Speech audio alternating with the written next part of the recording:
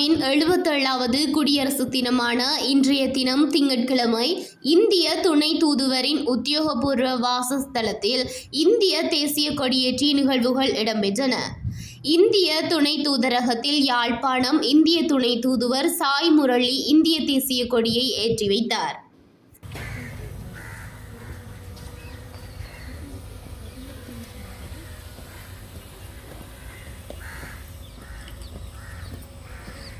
தூதுவர் ஸ்ரீமான் சாய் முரளி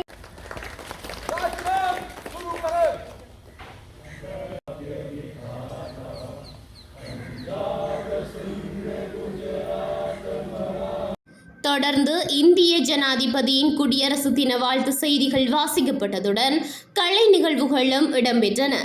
தினத்தின் புனிதமான தருணத்தில் உங்கள் அனைவரையும் மிகவும் அன்புடன் வரவேற்கின்றேன். 77 ஆண்டுகளுக்கு முன்பு இந்தியாவின் அரசியலமைப்பு சட்டம் உயிர் பெற்றது. அது இந்திய மக்களின் கனவுகளை நினைவாக்கியது, அவர்களின் குரல்களாக மாறியது மற்றும் ஒரு பண்டைய நாகரிகத்தை நவீன குடியரசாக மாற்றியது. 1950ஆம் ஆண்டு இந்த நாளில் புதிதாக சுதந்திரம் பெற்ற தேசத்தின் அபிலாஷைகளையும் நீதி, சுதந்திரம், சமத்துவம் மற்றும் சகோதரத்துவத்தின் காலத்தால் அழியாத மதிப்புகளையும் பிரதிபலிக்கும் ஒரு அரசியலமைப்பை இந்தியா தனக்குத்தானே வழங்கிக் கொண்டது. விவாதம், கலந்துரையாடல் மற்றும் ஒருமித்த கருத்து மூலம் உருவாக்கிய இந்த சட்டம் உலகின் மிகவும் குறிப்பிடத்தக்க அரசியலமைப்பு ஆவணங்களில் ஒன்றாக உள்ளது. இந்த சூழல்தான் இந்தியா பெரும்பாலும் ஜனநாயகத்தின் பிறப்பிடமாகவும் இன்னும் ஆழமாக ஜனநாயகத்தின் தாய் என்றும் விவரிக்கப்படுகிறது. இன்று இந்தியாவின் பயணத்தின் அந்த ஆழமான தருணத்தை கௌரவிக்கின்றோம். மிக முக்கியமாக இலங்கையில் யாழ்ப்பாணத்தில் இந்த வரலாற்று சிறப்புமிக்க மண்ணில் இருந்து நாம் இணைந்து கட்டமைக்கும் பாதையை பற்றி சிந்திக்கவும் நாம் ஒன்று கூடியிருக்கின்றோம். இது இந்திய மக்களின் பயணத்தை பற்றிய பிரதிபலிப்பு மற்றும் ஜனநாயக ஆட்சி, சமூக நல்லிணக்கம் மற்றும் உள்ளடக்கிய வளர்ச்சியுடன் வரும் பொறுப்புகளை மீண்டும் உறுதிப்படுத்தும் தருணமாகும். நண்பர்களே, இந்த வருடம் இந்தியாவின் தேசிய பாடலான வந்தே மாதரம் நூற்றாண்டு விழாவை குறிக்கும் போது அந்த உணர்வு ஒரு சிறப்பு எதிரொலியை காண்கிறது. 100 ஆண்டுகளாக அதன் வசனங்கள் நம் ஆன்மாக்களை தூண்டி தாய்நாட்டின் மீதான மென்மையான உறுதியான அன்பை நினைவூட்டுகின்றன.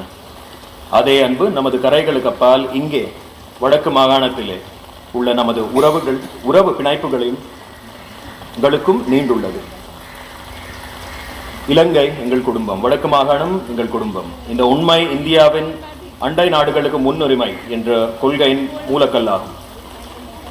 இந்திய பெருங்கடலில் நமது பகிரப்பட்ட புவியியல் பொதுவான நமது விதிக்கான ஒரு மையமாகும்.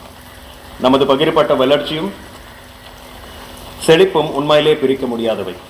எனவே நமது பயணம் இயற்கையானது, அவசியமானது மற்றும் ஆழ்ந்த பரஸ்பர மரியாதையுடன் வளர்க்கப்படும் ஒரு கூட்டு பயணமாகும். பாரத பிரதமர் மாண்புமிகு நரேந்திர மோடி அவர்களின் கடந்த ஆண்டு இலங்கை வருகை ஒரு முக்கியமான மைல்கல்லாக நமது நாகரிக ஒற்றுமையின் ஆழமான நிரூபணமாகும். இந்த வருகையின் விளைவாக எரிசக்தி ஒத்துழைப்பு, டிஜிட்டல் உள்கட்டமைப்பு மற்றும் பல்வேறு வகையிலான பொருளாதார ஒத்துழைப்பு ஆகியவற்றில் குறிப்பிடத்தக்க அறிவிப்புகள் வந்தன. இந்த முயற்சிகள்